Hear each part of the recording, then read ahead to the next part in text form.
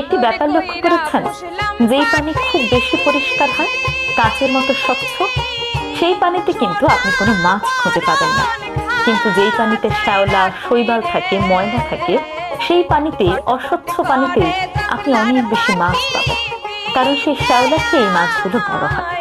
মানুষের জীবনটাও কিন্তু অনেকটা এমন।